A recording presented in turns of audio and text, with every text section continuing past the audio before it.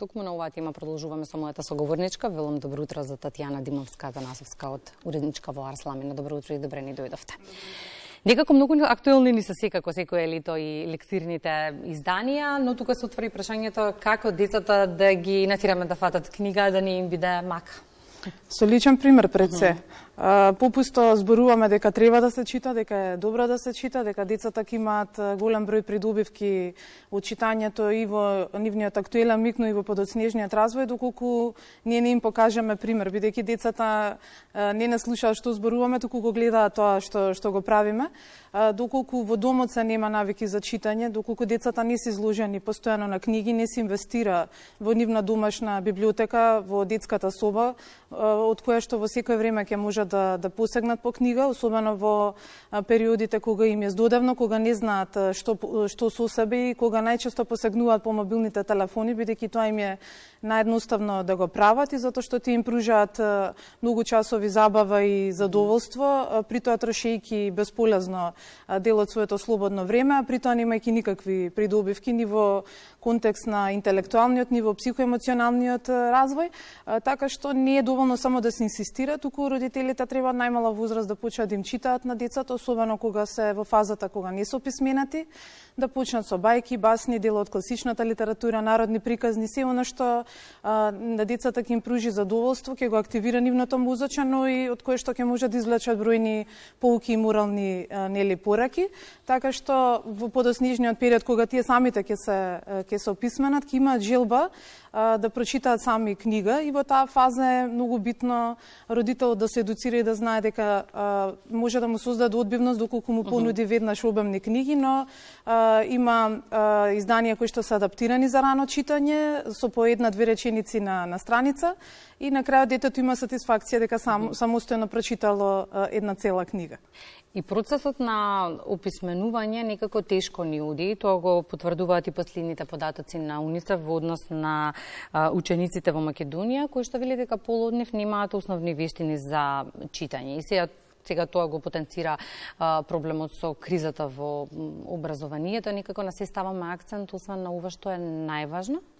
А не е само тој податок. На дното сме на листата на ПИСА, на дното сме по функционална писменост. Значи, буквално го пробиваме дното по сите параметри кога станува збор за писменоста, а тоа секако потекнува од читачките навики, доколку кај детето од најрана возраст, особено во фазата на описменување, не се посвети доволно внимание не само од родителите, туку и од просветните работници, библиотекарите, доколку издавачките куќи не нудат интересни, актуелни изданија, кои што не само што се тренд во светот, туку може да бидат дел и од класичната литература, доколку државата нема стратегија за нега на националната книжевност за деца, многу лесно може да ги спуштиме овие генерации кои онака имаат сиромашен речник, имаат слаби когнитивни способности, тешко се изразуваат, се под големо влијание на технологијата и на странските јазици, особено англискиот јазик, така што постојано ги заменуваат нашите зборови со соодветни англиски, бидејќи така им е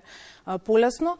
Значи, добиваме генерации кои што читаат без разбирање или едва и читаат. Значи, се случува деца во погорната фаза од образовниот процес да не знаат да читаат, или пак да читаат, но да не го разбираат тоа што го пишува, не само во лектирите или во литературата за деца, туку подоцна и во поразни наставни предмети, бидејќи нели како што растат децата, нивото на образование се повисоко, учебниците се се покомплексни, лекциите се се пообемни, нели исто така речникот со кој што се оперира во рамките на овие предмети е се покомплексен, така што остануваме со деца кои што не се во состојба да го разберат она што го учат.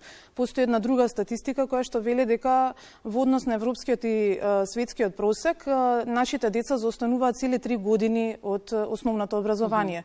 Значи многу каскаме зад сите трендови и тенденции во образованието во светот, зад современите образовни системи кои што полагаат многу внимание и ресурси на унапредување на читачките навики и вештини кај децата преку разни национални стратегии и кампањи за поттикнување на читачките навики.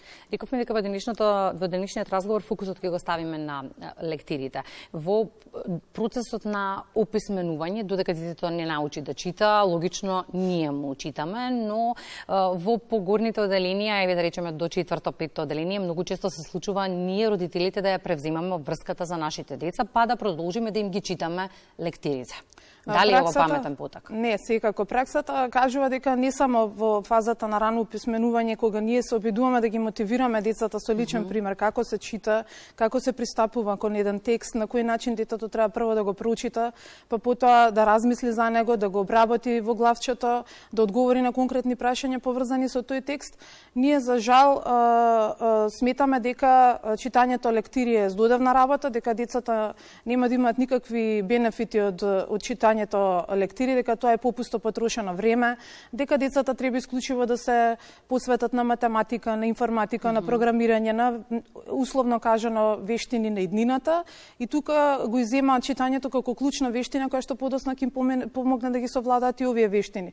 Некако овие нови генерации родители со чест на исклучоци се некако прагматично ориентирани, гледаат како децата по шорткати да дојдат до потребното знаење, условно кажано знаење, односно петки по секоја цена.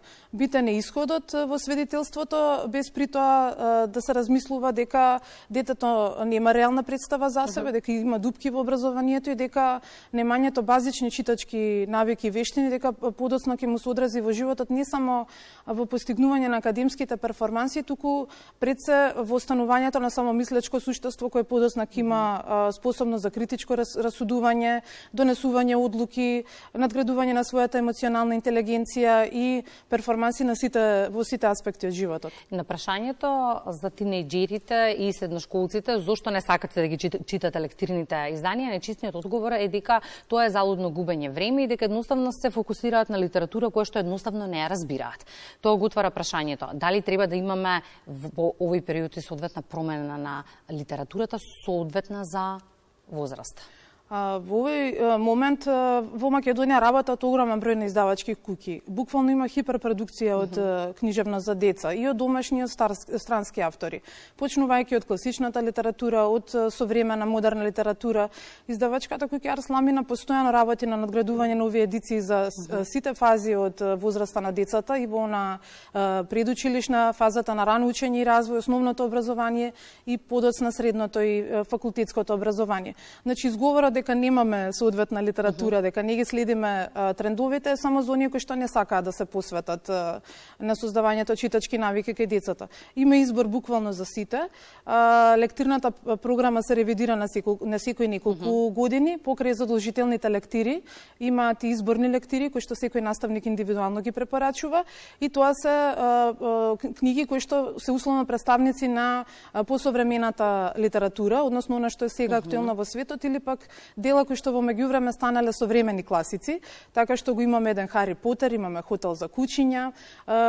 Конкретно во нашата едиција лектири и лектирни читанки се преведени делата на E.B. White, веројатно сите го паметот глувчето Стујарт, нели малиот Стујарт, па е Жената на Шарлота која што милена лектира на генерации читатели, но и она што е дел од новата продукција од современи македонски автори. Ќе ги споменам представниците на македонската книжевност од последно време, како Велко Неделковски со Шармери од 8, Влюбени години, Симчо и така натаму. Значи, идејата е да на децата читањето да не им предизвикува мака, туку да се изнајдат креативни методи и стратегии да се поттикнат.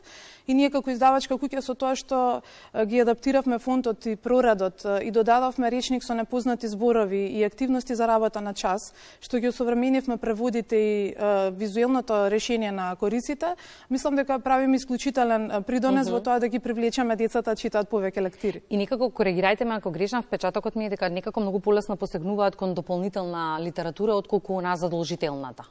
Токму така. Има случаи кога читањето лектири создава отпор кај децата, особено кога станува збор за оние дела кои што се класици во нашата матична литература, но и во странската, бидејќи им се малку анахрони, неразбирливи, речникот може да биде поархаичен, текстот да не комуницира со овие нови генерации деца, но нешто од лично искуство и од искуство на терен можам да го кажам спроведувајќи ја кампањата заедно со нашиот тим од издавачката кој ќе раслами на читањето е супер мок, е дека може да се има фина стратегија доколку на детето му се понуди задолжителна лектира, но после тоа да му се понуди нешто интересно, како да речеме исклучително популарниот серијал Исидора Мун, незината братучетка Мирабела, која што прави палавости и така натаму, кој што кај децата ќе го одржа трендот на читање. Значи да не се случи од старт да ги одбиеме, туку паралелно да им нудиме и дела од лектирната програма, ни она што е актуелно во книжарниците во нашата држава. Да, исто само за крај, ако се навратиме на познатата дете што чита, возрастен што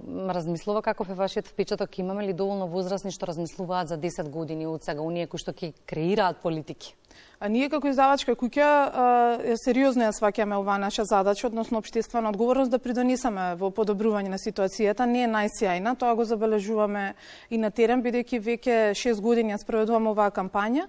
Последниве 2 сме фокусирани на основните училишта, се мрежуваме со нив и со општините и нудиме обуки за стратегии, алатки, методи како да им се помогне на децата да го засакаат читањето и оваа навика да не доживее криза во тинеџерските години, туку и да се одржи се до периодот на средно образование и понатаму.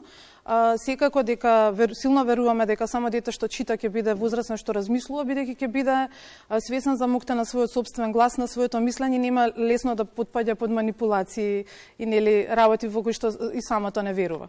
Благодарам Татјана за гостувањето во Македонија на утро. Темата останува отворена, ќе ја дискутираме. Има уште многу, ви благодарам. Да, секако благодарам.